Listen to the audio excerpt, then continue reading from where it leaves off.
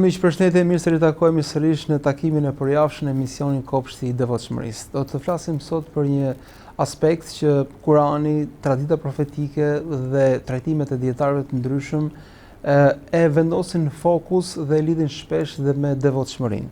Është pikërisht respekti që duhet të ketë gjithë secili ndaj prindërve të tij.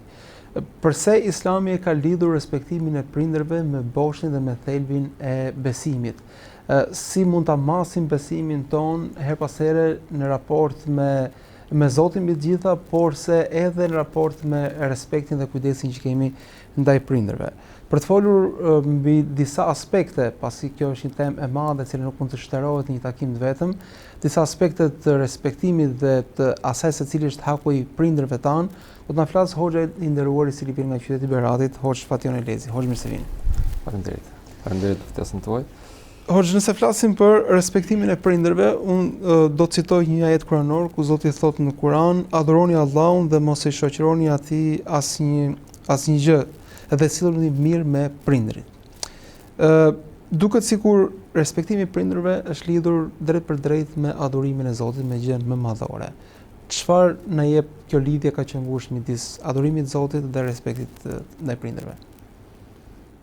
Bismillahirrahmanirrahim. Alhamdulillahi rabbil alamin wa salatu wassalamu ala nabina Muhammad wa ala alihi washabihi ajma'in.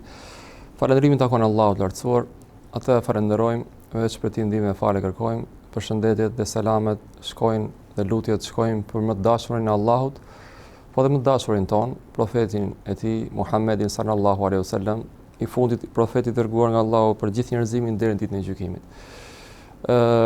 Gjithashtu, përshëndetje dhe selamet dhe dua dhe lutjet shkojnë për gjithë ata që pasojnë rrugën e Allahut, Kur'anin dhe rrugën e profetit Muhammed sallallahu alaihi wasallam. Kjo temë është një nga temat më të rëndësishme që mund diskutohet. Mbase për ne hoxhallarët, nxënësit e dijes, është një nga temat më të lehta për të përgatitur. Mund ta marrësh një temë të tillë e përgatit shumë lehtë. Sepse ka argumente shumë. Ka argumente nga të gjitha, domethënë. Ka transmetime të vazhdueshme, ka ajete këtë çështje, nëse ndonjëherë do ta thjeshtosh çështjen tënde për një temë, është kjo temë. Por në fakt në praktikë është nga temat më të vështira që mund të hasi njeriu në jetën e tij, dhe unë personalisht e shoh si një nga temat më të vështira dhe një nga argumentet më të vështirë për të praktikuar, që personalisht kam parë, mbase ka të tjerë, mbase ka boj, por unë kështu e shoh. Një nga argumentet më të vështira që mund të praktikohet ekziston pikërisht për këtë temë. Do ta përmend inshallah pak më poshtë. Sigurisht duke i qendruar pyetjes që ju bët në lidhje me domethënë përmendjen që Allahu i lartësuar bën në Kur'anin famlar të respektimit të prindërve pas tauhidit. Pra Allahu i lartësuar përmend në Kur'anin famlar duke thënë: wa qada rabbuka alla ta'budu illa iyyahu wa bil walidayni ihsana. Është një ajet parimor në Kur'an ku Allahu i lartësuar thotë që e bëri, domethënë, ligj të pakthyeshëm. Domethënë e vendosi me ligj të pakthyeshëm.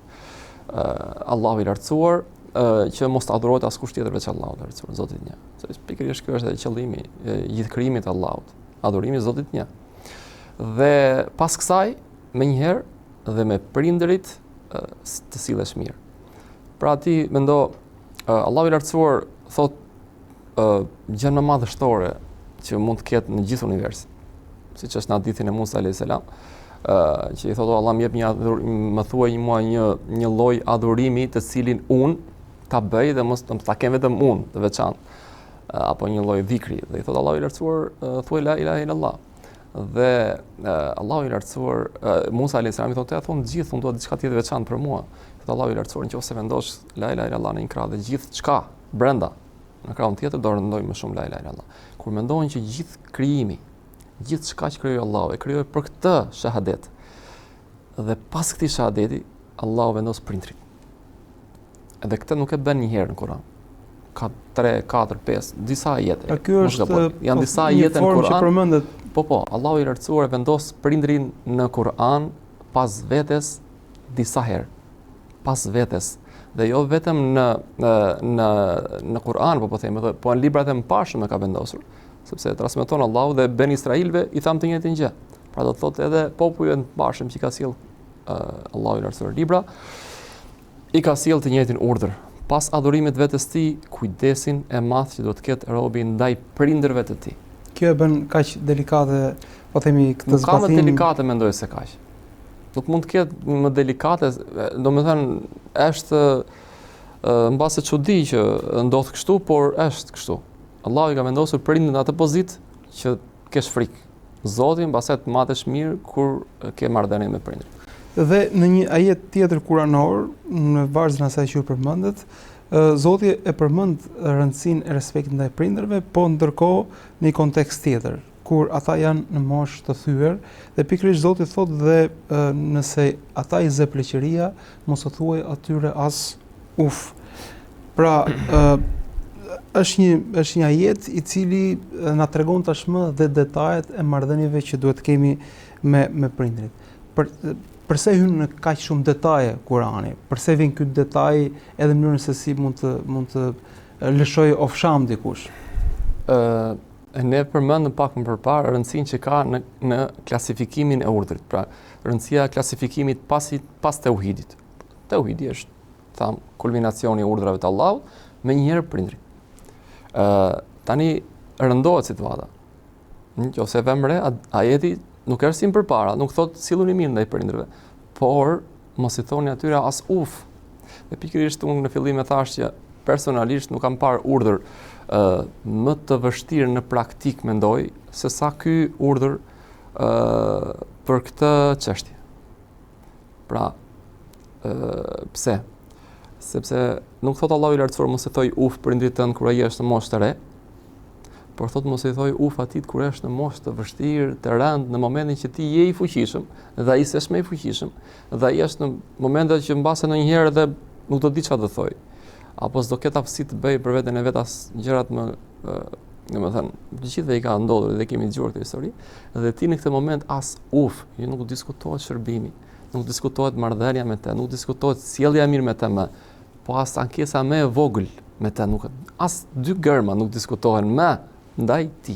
Gjë që e cila nuk mendoj se për vete, mendoj që është nga urdhrat më të vështirë që mund të praktikojë robi. Subhanallahu, respektimi i prindërve sot, nëse krahasojmë këtë jetë me realitetin e jetës që jetojmë ne sot, jemi shumë, domethënë, është e pabesueshme. Mendosh që Allahu thotë mos i thoj as uf kur ata kanë nevojë për ty, pasi ke shërbyer, mund t'i lash, domethënë edhe trupin e tyre, s'kan aftësi ta bëjnë më, apo nevojën e tyre, se s'kan mundësi ta pastrojnë atë. Dhe mos i thosh as uf fare. Ndërkohë që ti shikon shoqërinë në krahun tjetër e cila nuk do as i shikoj prindrit. Atë gjë në raste pastaj dhunimi, keqtrajtimi, diskuto fare. Nuk duan as i shikojnë, i çojnë në Brazile, i largojnë, po flasin për respekt fare. Po flasin për distancim total, mosnjohje totale, mosmirnjohje totale. Dhe në krahun tjetër vjen Kurani, dhe thotë mos i thoj as uf, ti mbash afër, ti respektosh, ti flasësh mirë, ti kesh kujdes se pas tyre vi unë, domethënë pas meje vin ata, dhe as mos të rënkosh një të vogël, një fjalë të vogël.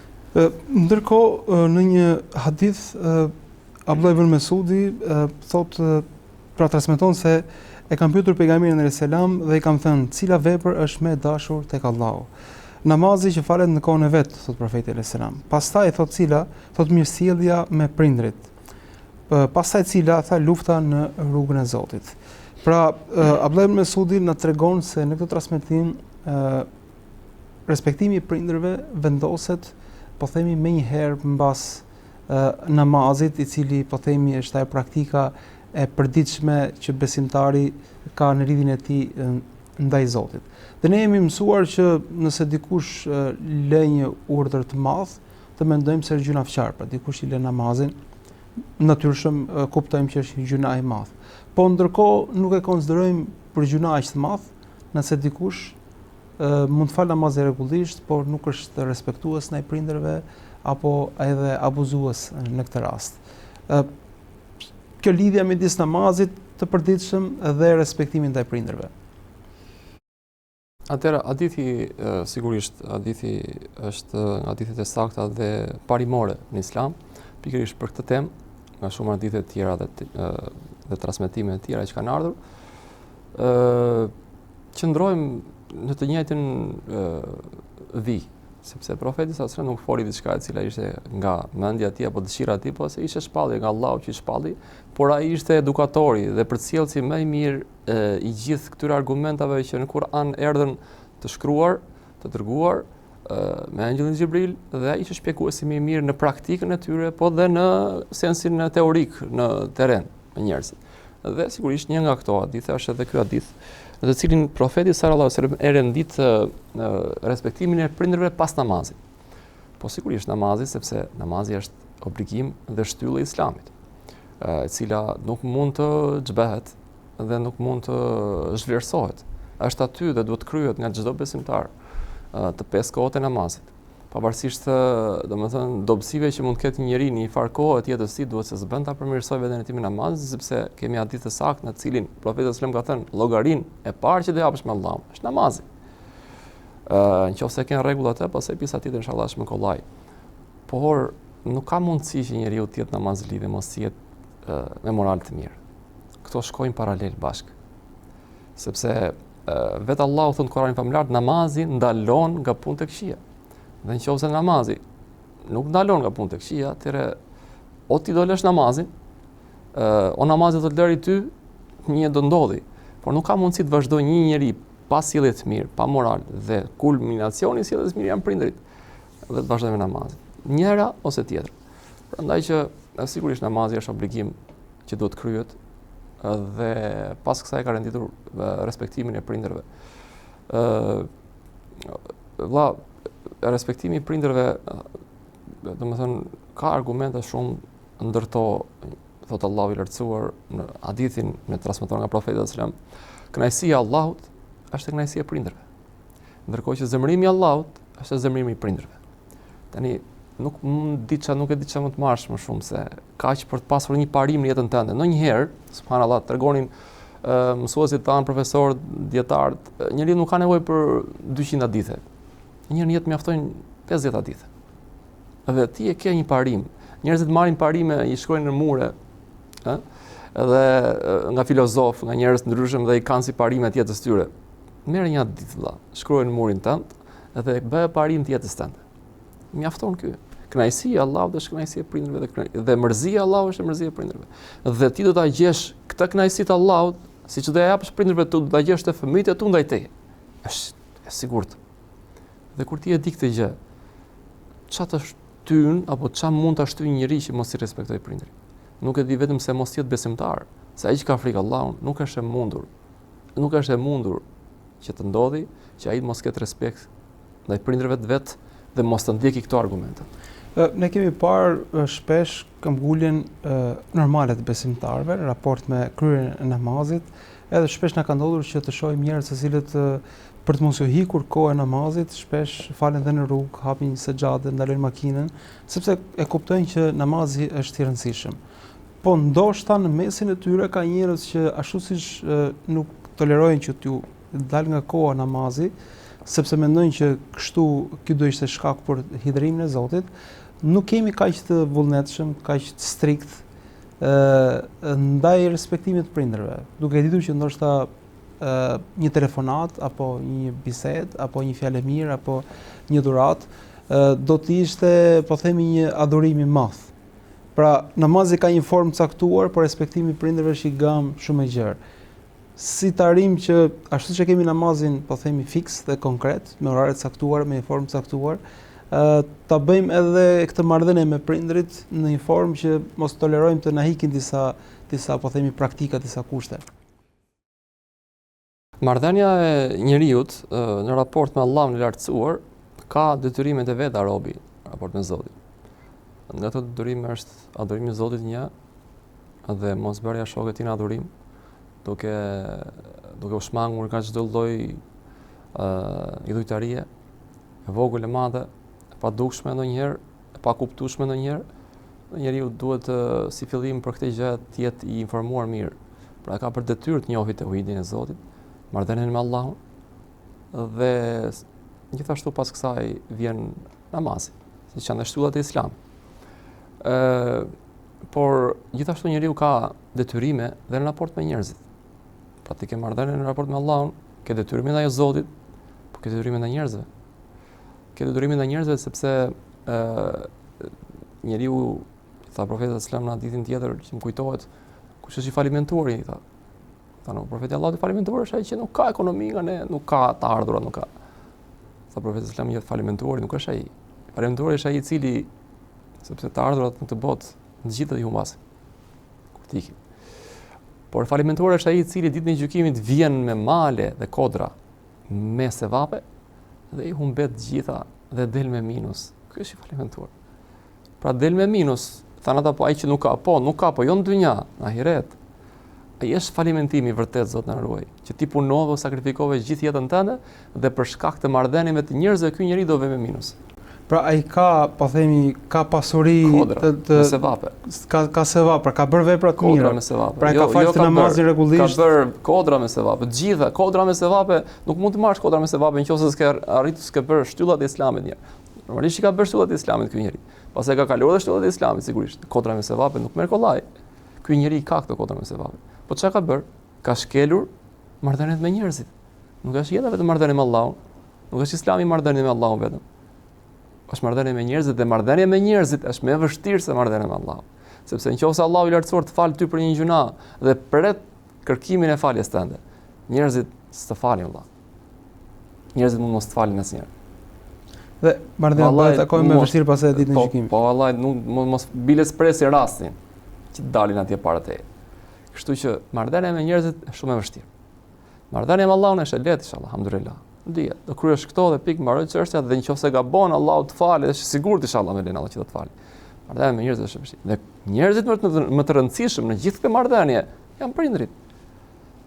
Dhe kur ne themi që përmendëm si kënaqësia e Zotit është tek ata dhe mërzia e Zotit është tek ata, atëherë të rrofshin gjitha punët që bëren përpara, se pas ke sa të tjera këtej mbrapa.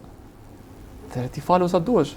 Pra ndoshta një adhurim pak më modest, po një kujdes ndaj prindërve e bën më adhurim respektimi i rritjes nuk është modest valla. Është nga çështë që nga modest. Sot ne po flasim sot kush është një nga problemet më të mëdha sociale që kemi në shoqërinë tonë sot. Pikërisht prindrit. I lëm prindrit vetëm, nuk e bën fare llogari kur ikën, un kam nevojë të do ikë jashtë shtetit. Ti ke nevojë vërtet jashtë shtetit valla, po i bëre mirë sa vjen prindrit, po un çfarë ti bëj? Ja, po se ke bërë mirë llogari. Ndërkohë në një hadith të ngjashëm, një burr erdhi tek i dërguari i Allahut, i tha: "O i dërguari i Allahut, kush e meriton më së shumti mirësjelljen dhe kujdesin tim?" Dhe profeti sallallahu alajhi wasallam i thot: "Nëna jote." Pastaj ai i thot: "Po më pas", sërish profeti sallallahu alajhi wasallam i thot: "Nëna jote." E më pas saj i thot: "Sërish profeti sallallahu alajhi wasallam i thot: "Nëna jote", pra 3 herë kështu, dhe më pas i thot: "Babai yt." Duket si një hadith diskriminues ndaj baballarëve, apo është një hadith i cili ngre lart vlerën e nënës. Pra, janë këto argumentet që tashmë hynë në detajet të respektit ndaj prindërve dhe jo thjesht parimit përgjithshëm. Neve, alhamdulillah, falenderojmë Zotin që na ka bërë musliman. Jemi kokëlart në çdo lloj vendi të botës, epoke, kohe që jetojmë, dhe sikur dhe njeriu më i largët që mund të jetojë në një zonë më të panjohur. Jemi kokëlart. Pse? Domethënë, radh parë po thua një hadith në cilin përmendet nëna 3 herë, babai 1 herë. Dhe quhet diskriminim ndaj babait. Sot që po flasim ne, pikërisht do quhej e kundërta, nëse përmendej babai 3 herë dhe nëna 1 herë. Çfarë do thuaj sot? Do të akuzoni pastaj për mungesë barazisë gjinore. Barazisë gjinore. Jo, biles sot po jepet gruas më shumë drejt në shumë aspekte. Diku me drejt, diku pa drejt. Në këtë rast, profeti sallam na jep këtë leksion kur 14-15 shekuj më përpara. Dhe ne jemi kokëlart. Nuk kemi nevojë sot për ligjin. Nga këto shpiket e shekullit 21, të cilat në shekullin 22 ndryshojnë. Sepse në shekullin 20 ishin ndryshe, po do ndryshojnë prapë në 21, në 22 kush e di se çfarë do dalë. Këto janë historia ka treguar që njerëzit kanë devijuar nga parimet e tyre, vazhdimisht. Ata sot që mbrojnë kaq shumë gratë në shekullin e 20 nuk i linin as votonin. Gjithsesi, ne çfarë do bëjmë? Ne kemi hadithin. ne kemi shpallën kuranore, ne kemi transmetimet hyjnore, na mjaftojnë. Nëna 3 herë, po sigurisht nëna 3 herë, babai 1 herë, po sigurisht babai 1 herë. Pa ditët e tjera që përmendëm ne për prindrit, u ndan bashkë. Po ajetet kuranore, tha Allahu i lartësuar, më adhuroni mua, pastaj nënën, pastaj baban, respektoni, jo, tha të dy bashkë. Prandaj që i dha një kujdes të veçantë në një moment nënës, po i dha. Normalisht që femra si jepet një kujdes i veçantë, dhe nëna sigurisht jepet një kujdes i veçantë. Ka marrëdhënia me nënën shpesh dhe është më prisht. Me veçantë. Me kujdes pak më të madh. Ajo të mbajti në bark, ajo fjeti me ty, ajo zgjuam shumë me ty. Sigurisht babai ka vlerat e veta të pamohueshme. Por nëna është me but, ka nevojë për më shumë afrimitetin tënd. Dhe ne kemi shumë transmetime të tjera, një ndër to, një person i cili nuk shkoi te profeti sallallahu alajhi wasallam në Medinë, nuk emigroi te profeti sallallahu alajhi wasallam vetëm për shkak të nënës. Uwais ibn Amir, i cili jetonte në Yemen, e besoi profetin sallallahu alajhi wasallam, po nuk shkoi atje. Kjo ishte e çuditshme faktikisht. Ndërkohë që kishte sa të tjerë që lutin në profetin Allahut, vi me ty unë se kam lënë prindit mbrapa. Jo, do shkosh te prindrit. Do shkosh tek ata, nuk do vish te mua. I lash duke qarë, shko dhe bëj të qeshur, siç i le duke qarë. Ktheu mbrapsht, as s'ke për të ardhur, as me mua as në luftë, as sekundi. Desh në shumë, kurse ai nuk u nis fare. Nuk erdhi. Pse? Se kishte nënën e tij. Ishte e larg normalisht. Distanca ishte e largët dhe nuk i dijej. Dhe ky njeri i tha profetit sallallahu alajhi wasallam Omer ibn Khattabit, nëse gjen këtë njeri dhe takon këtë njeri, atëherë lutë që të kërkoj falje për ty. Sepse vallahi ky njeri nëse betohet për Allahun, Allahu e pranon lutjen dhe betimin. Dhe nëse ky do lutet, do të pranohet lutja e faljes për ty. Uwais ibn Amir. Dhe erdhi në Mekë, vërtet e takoi Omeri. Dhe kur erdhi delegacioni i Omerit e kërkoi. Ja tha profeti sallallahu alajhi wasallam me përshkrim se kush ishte, dhe nga ishte, çfarë thisi, dhe çfarë kishte një detaj të vetëm që i tha, ai ka qenë me lebros, por është shëruar prej saj dhe ka vetëm një sa i monedh akoma të smur. Kur erdhi në Mekë, pasi vdiq profeti sallallahu alajhi wasallam, Omeri vajte te delegacioni i Yemenit dhe pyeti, a është me juve Amr, Uwais ibn Amri? I than, po, ajeti filani, je nga Kurani, ke qenë me lebroz, tani je shëruar dhe ke një, po i tha. Ke pas nënën? Po. Atëherë më tha profeti sallallahu për ty, tha, nëse ti betohesh, ai s'e din as vet. Ai nuk e dinte. Allahu pranon betimin tënd. Ti më tha që të kërkoj që ti të bësh dua për mua, që të fali Allah. Që të fali Allah. Dhe i tha, ai bëri dua për Omerin radhiyallahu anhu. Dhe i tha Omeri, tani më thuaj ku do shkosh, ku do që të shkosh. Do të shkosh në Basra, në Kufe, mos gaboj. Dhe atje t'ja pozit ç'të duash, domethënë. Omeri ishte i pari musliman në atë kohë. Të flas me njerëzit atje, i tha jo, dua të shkoj atje, po shkoj, por do të jem mes njerëzve të zakonshëm.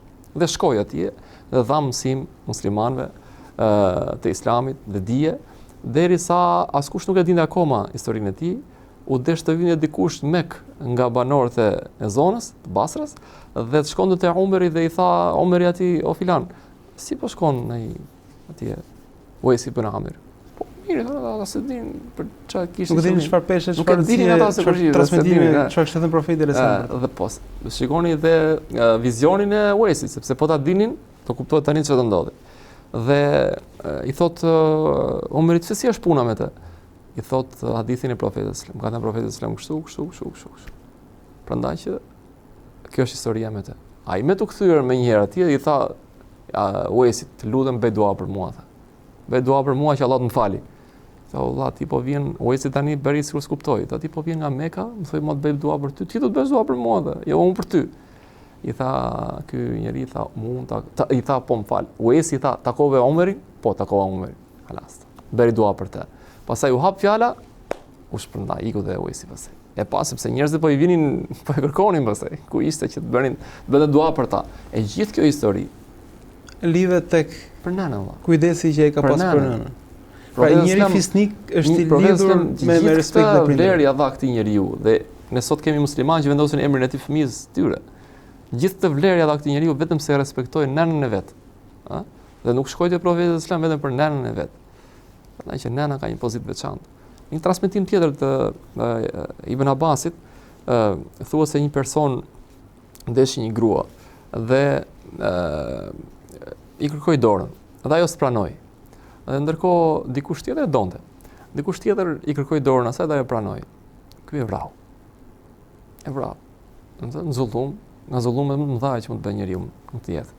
Dhe i shkoi Ibn Abbasit dhe i tha, shumë të xhait profetit islam, një nga njerëzit më të ditur të Kuranit dhe të Islamit, i tha, o Ibn Abbas, kështu ndodhi. Unë e mbrava. Ka pendim për mua? Ibn Abbasi në moment i tha, e ke nënën gjallë? Tha, nuk e kam. Atëherë i tha, pendohu tek Allahu i lartësuar dhe afrohu me Allahun sa të mundesh. Dhe iku ky person. E pyetën Ibn Abbasin, po pse e lidhe direkt me nënën në çështjen?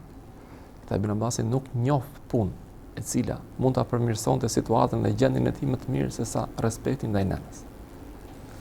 Pra, kush i ka prindrit, po themi në kujdesin e tij, kush e ka nënën gjallë në këtë rast, e ka një derë të madhe xheneti.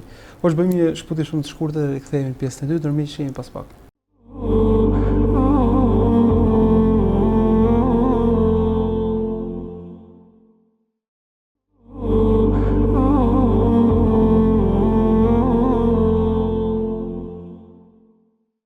Rikthehemi në studio, po flasim për respektimin ndaj prindërve si një obligim dhe një detyrë madhore fetare. Pra, besimtari në këtë derë jo vetëm që fiton xhenetin, por se për të gjitha është i obliguar dhe është i detyruar që të tregojë shumë kujdes dhe respekt ndaj prindërve të tyre dhe Hoxha ka sjell shumë hadithe dhe ajete që e dëshmojnë dhe e tregojnë këtë fakt.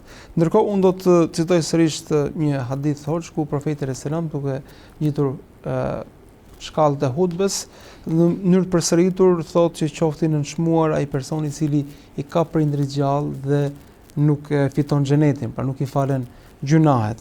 Këtu tashmë vjen, po themi, transmetimi me një gjuhë të ashpër.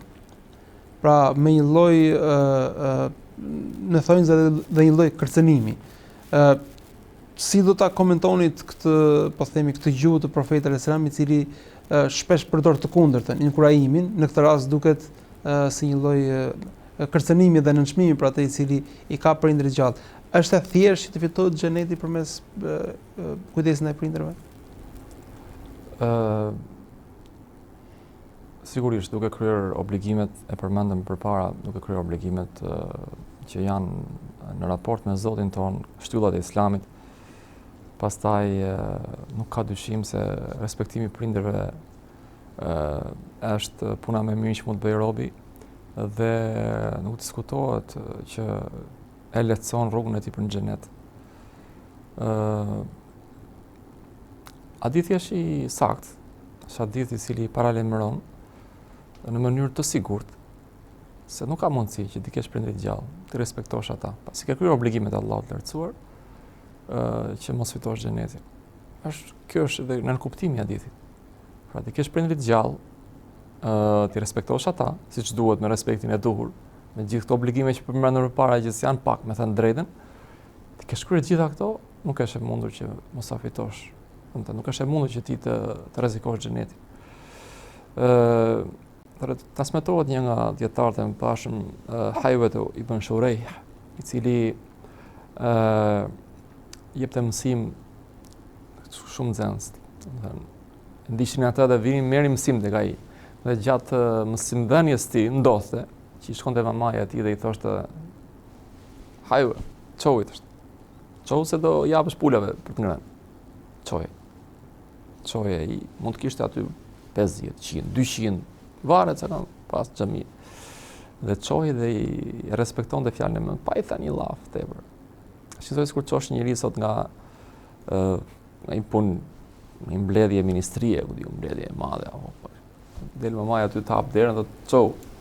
Pra, respektimi vlen edhe në ato raste që mund duken absurde në pamje të parë, më duken sigur, po themi s'ka kuptim këtyre njerëzve, apo nuk ka kuptim, ka shumë kuptim.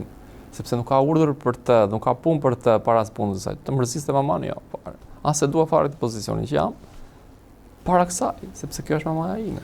Pra, kjo është kuptimi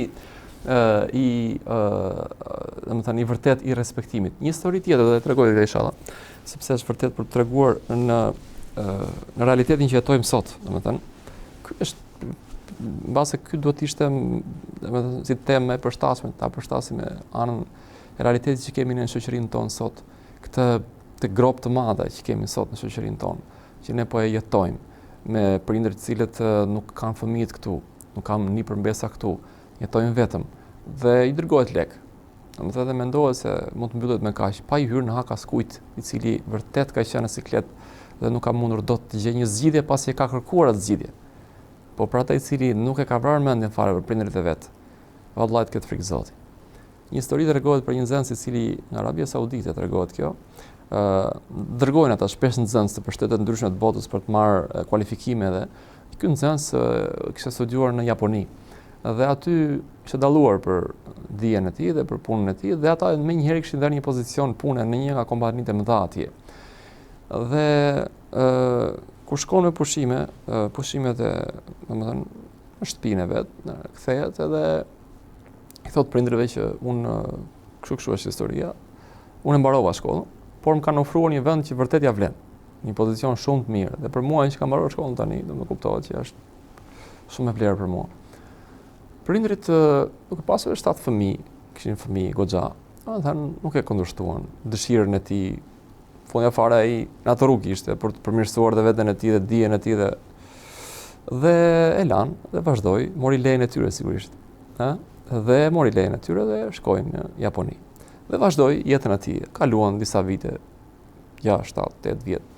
Dhe aty u bë me fëmijë dhe vazhdoi punën. Edhe vinte vazhdimisht. Një ndër vite tha u ktheva dhe pak më shpejt do të ikja. Domethënë, erdha po në ditësh shumë pak do të ikja. Dhe në një moment do shkonin për namazin e drekës, edhe babai do të çojë me mua, do falin namazin e drekës në xhamat.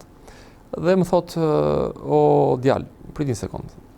Edhe të them diçka, i thot, po, më fal. I thot, duhet kur e ke përtikur, po. I thot kur e ke përtikur, e kam në darkë, thot përtikur. Domethënë që e kam shumë shpejt, e kam përtikur tani në darkë.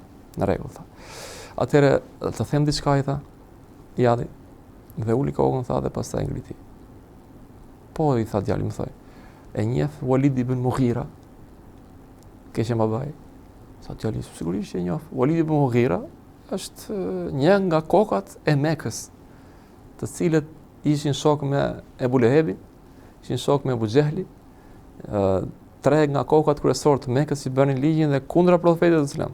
Ai i cili shkoi profetit të Islam dhe i tha çfarë do, vetëm fol. Nëse ke hall sëmurë, jo sëmurë, çrojmë. Nëse ke ik nga mendja, hajde të trazim njëri që gjitha këto ja kërkoi profeti në kuptimin që mos na ngatro kot me këtë çështje në Islamit. Dhe ky njeri, një nga liderat e Mekës, përmendi babai i tha, "Njeh Walidin", tha. Sa po njoh, po çfarë lidhje ka Walidi? I tha, "Ai di mirësinë më të madhe që Allahu i lartësuar i dha Walidit." I tha, "Jo, baba, tha, nuk e di." I tha, "Mirësia më e madhe që i dha Allahu Walidit ishte se përmendi në Kur'anin famlart duke thënë wa dharni wa man khalaqtu wahida wa ja'altu lahu malan mamduda wa banina shuhuda." Ço do thot, ma lër mua atë personin, të cilin unë e krijova vetëm dhe ja shtova pasurinë dhe i dhash fëmijë të cilët i shikonte.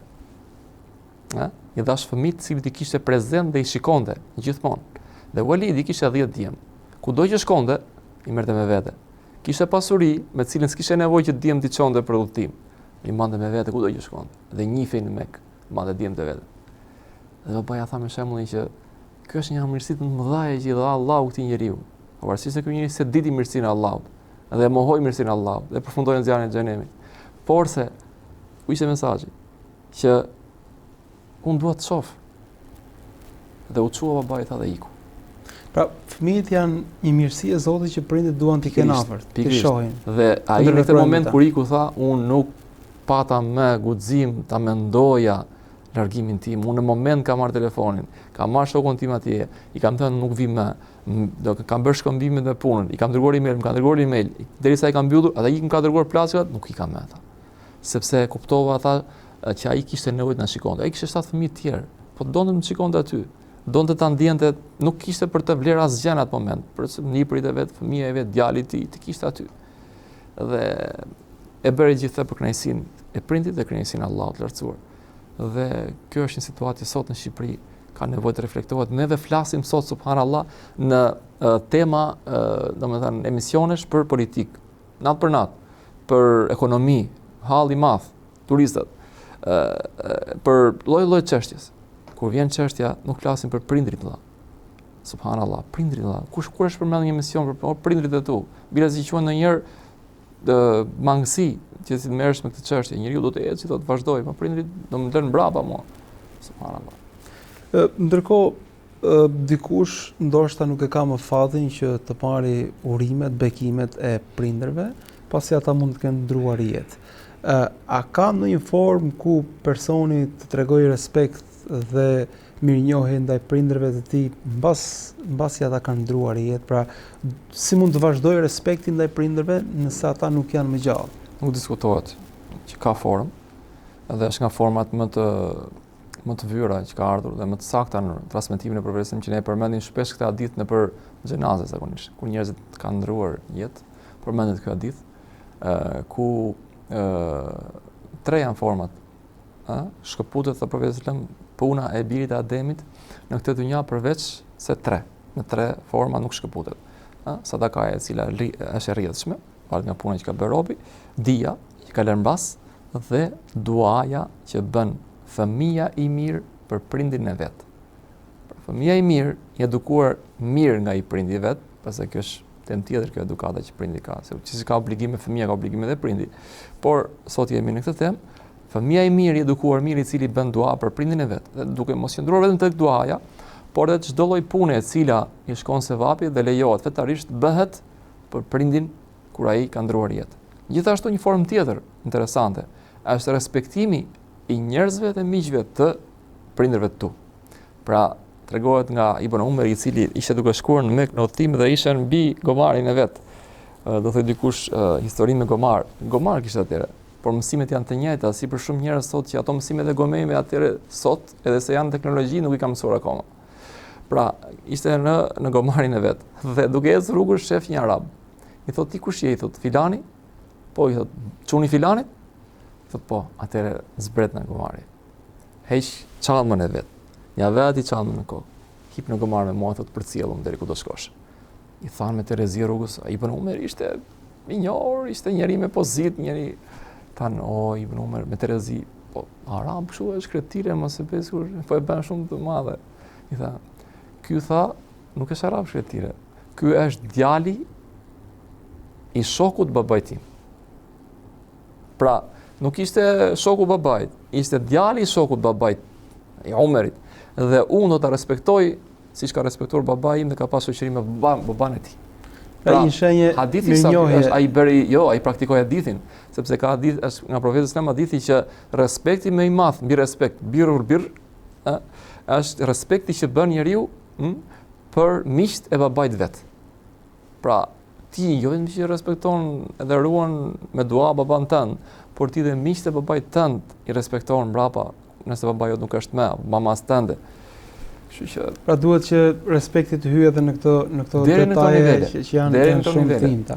Ndërkohë, a duhet që t'i shohim, po themi, prindrit e të tjerëve me një lloj respekti, po themi, duke konsideruar që ata janë, po themi, prindër të dikujt, pra kanë rritur dhe kanë edukuar disa fëmijë që edhe pse ndoshta nuk janë pjesë e familjes, pra a duhet meritojnë fare respekti çdo gjenerate e cila po themi është në moshën e prindërve tanë. Nuk ka dyshim. Kjo Islami në parim nuk e diskuton marrëdhënien me njerëzit fare, domethënë diskutohet këtu që të cillesh në mënyrë indiferente, jo keq. Indiferente, absolutisht. Muslimani sillet mirë me çdo që ka. Buzëqesh, sillet mirë, jep pozitivitet në shoqëri, ndikon më i miri ndër ju është profeti sallallahu alajhi wasallam, ai që është më i mirë dhe më i dobishëm shoqëri mes njerëzve. Sigurisht që ka. Profeti sallallahu alajhi wasallam thot një hadith, nëse doni pëlqimin e kënaqësinë time, do të thënë që ta fitoni atë, duke mos qenë prezant, po nëse do isha do e fitonit atë, atëherë kujdesuni dhe silluni mirë me njerëzit e dobët. Sepse tek ata keni fuqi, keni dhe risk. Pra si pasojë në sjelljes mirë me njerëzit e dobët, do fitoni kënaqësinë time, por mbrapsht do ju vijë ndihmë nga Allahu për furnizim dhe për fuqi, dhe për mbrojtje. Prandaj që njerëzit e dobët janë urdhëruar nga profeti Islam për të mbajtur, për të mbrojtur, për të ndihmuar. Dhe ne kudo që kemi moshë të vjetër, por edhe njerëz në hall apo në siklet që janë të dobët, nuk kanë fuqi, dhe ti i ndihmon ata, vallahi për Zotin, do ke marrë kënaqësinë e profetit Islam dhe gjithashtu inshallah me lenin Allahut shtohet risku dhe ndihmon Allahu i lartësuar. Shumë falenderoj shumë për të shpjegime dhe për këtë bisedë, Zoti shpëlbeft. Allahu shpëlbeft edhe juve. Për miq, këto ishin minutat e takimit sotëm, folëm për respektin ndaj prindërve, duket sikur është jo vetëm një derë e madhe e xhenetit, por se është dhe një urdhër që hyn në detaje, pasi ajetet e ndryshme, po dhe hadithet e profetit Muhamedit alayhis salam dhe ngjarjet e njerëzve të mëdhenj na tregojnë se të devotshmit, ata që kanë qenë të përzgjedhur nga Zoti, raportin me prindrit e kanë patur, po themi, të veçantë, e kanë patur me një kujdes të shtuar, kështu që kushdo të ecë në rrugët e besimtarëve të mirë, e të devotshmëve të parë, aty e ka mundësinë tek prindrit e tij, tek të afërmit e tij dhe tek të dobtit me të cilët ai mund të tregojë jo vetëm respekt, por se edhe ndihmë. Unë falenderoj që na ndoqët dhe do të jemi sërish javën e ardhshme me një tjetër të ftuar, me një tjetër temë gjithashtu të rëndësishme, që lidhet me kopshtin e njerëzve të devotshëm. Zoti shpëlbeft.